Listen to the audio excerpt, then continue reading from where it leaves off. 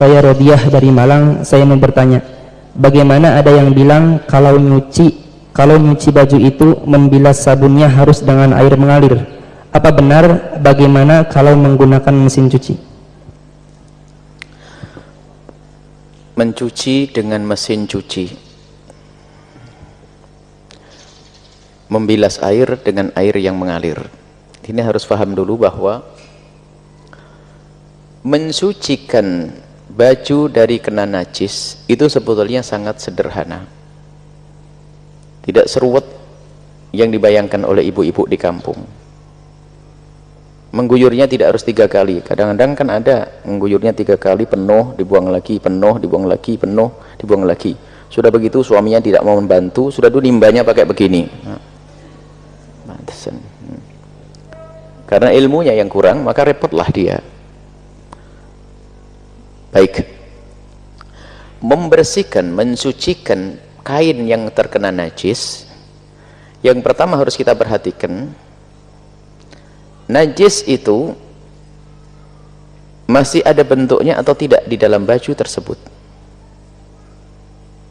Kalau ada bentuknya, tolong diambil supaya nanti tidak menyebar kemana-mana.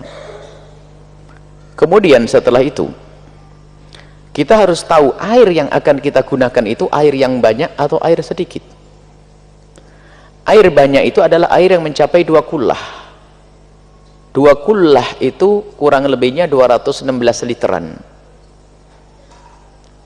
Beda kalau kita mencuci baju di kolam, di danau, bebas.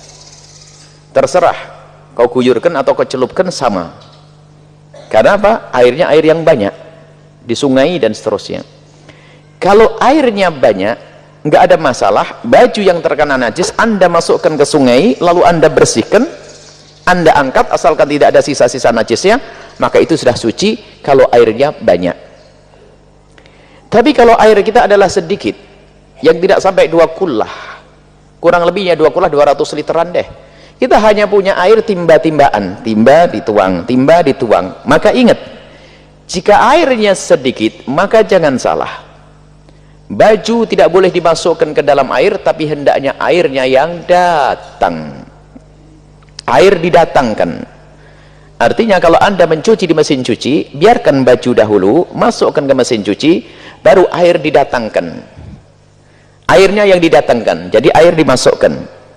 Kemudian untuk menjadikan baju itu suci, cukup yang penting airnya menggenang, menjangkau semua seluruh baju, kemudian digoyang-goyang sedikit, kemudian diambil bajunya, asalkan najisnya sudah tidak ada, maka baju ini sudah suci.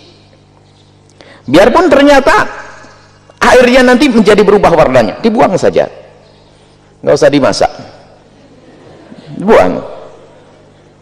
Jadi artinya mensucikan baju itu sangat mudah. Kalau ingat, jika airnya itu adalah air yang sedikit, hanya timba yang isinya 10 liter, 15 liter, maka jangan salah, kadang-kadang males, airnya ditaruh dulu sambil kerannya, keran kecil kan, keran kota kan kecil biasanya, kecil, apalagi sudah subuh, baru rame banter jam 4, 3, masa jam 3 nyuci baju? Setelah penuh airnya, langsung bajunya kena najis, dimasukin, maka akan menjadi najis semuanya dalam madhab kita Imam Syafi'i. Jadi kalau baju yang kena najis dimasukkan, maka merusak air.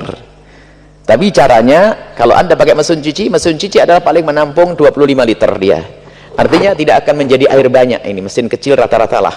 Maka hendaknya baju yang terkena najis tadi, dengan dibersihkan dulu najis-najisnya, kemudian setelah itu dimasukkan ke mesin cuci, baru air didatangkan. Setelah air didatangkan, tidak harus ngelober, tumpah. Awas catatan, tidak harus tumpah. Ini yang bikin pusing, kesian orang hamil tuh, nyuci baju suaminya harus tumpah terus sih.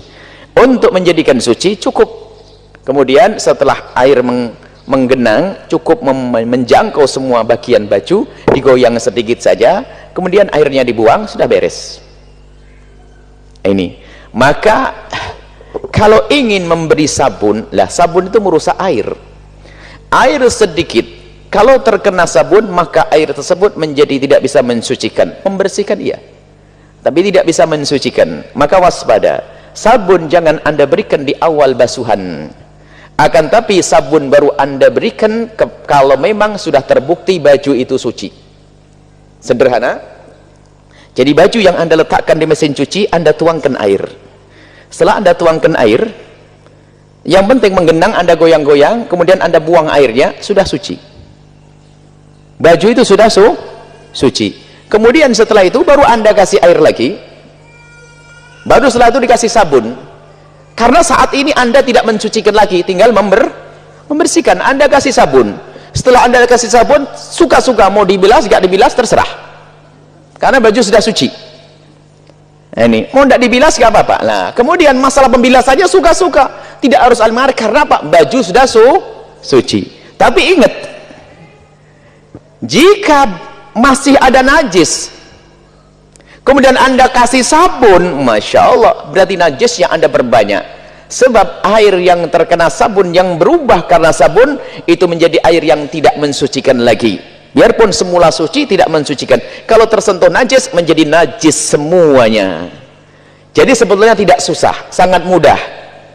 Sehingga setelah itu, setelah Anda sucikan lalu air dibuang, kalaupun tidak dibuang, bisa saja tanpa harus Anda buang. Misalnya, baju Anda hanya bekas ini kena kencing. Kena kencing kan tidak ada bekas warnanya. Yang repot adalah empupnya orang gede. Kalau masalah air kencing, anak kena pipis anak-anak kita, taruh di mesin cuci, kemudian dikasih air, setelah digoyang-goyang begitu, sudah suci. Kemudian airnya gimana? Asalkan airnya tidak berubah warnanya, air itu tidak akan berubah, tinggal kasih sabun saja setelah itu. Tapi kalau ternyata airnya jadi kuning, wah, empupnya yang nyebar itu.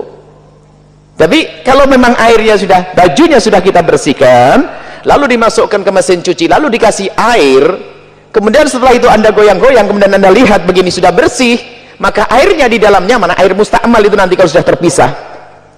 Kalau belum, tidak akan menjadi mustakmal. Maka air tersebut bisa dikasih sabun, karena proses pensuciannya sudah, tinggal sekarang proses pembersihannya.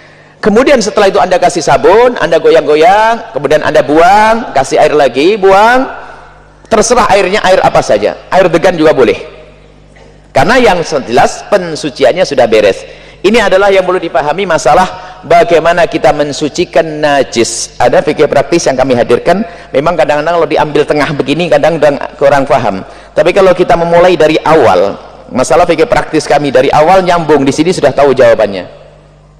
Jadi harus ada awal di sini. Ini adalah jawaban sepintas, caranya seperti itu. Jadi kalau membilasnya, karena baju tersebut sudah suci, maka membilasnya pun ya terserah, airnya mau didatangkan atau airnya didatangi, nggak ada masalah. Sampai bersih, nggak harus sampai bersih. Ada sisa-sisa bau sabunnya, sayang banget, biar wangi juga boleh. Karena apa? Proses pensuciannya sudah beres.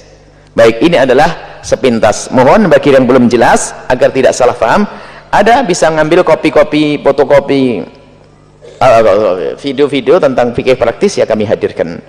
Karena harus ada kesempurnaan. Sebab nanti yang kita bahas dulu tentang apakah air mustakmal. Air mustakmal, ada air mustakmal di raf'il hadas, untuk mengangkat hadas, ada hadas besar, hadas kecil, ada untuk izalatin najasah, itu untuk mengangkat najis. Semua ada syarat-syaratnya di situ. Kemudian setelah itu najis ada dua, hukmiyah dan ainiyah. Nanti dibahas rinci insyaallah. Bisa dilihat nanti. Kalau mau dihadirkan fikih khusus nanti dihadirkan.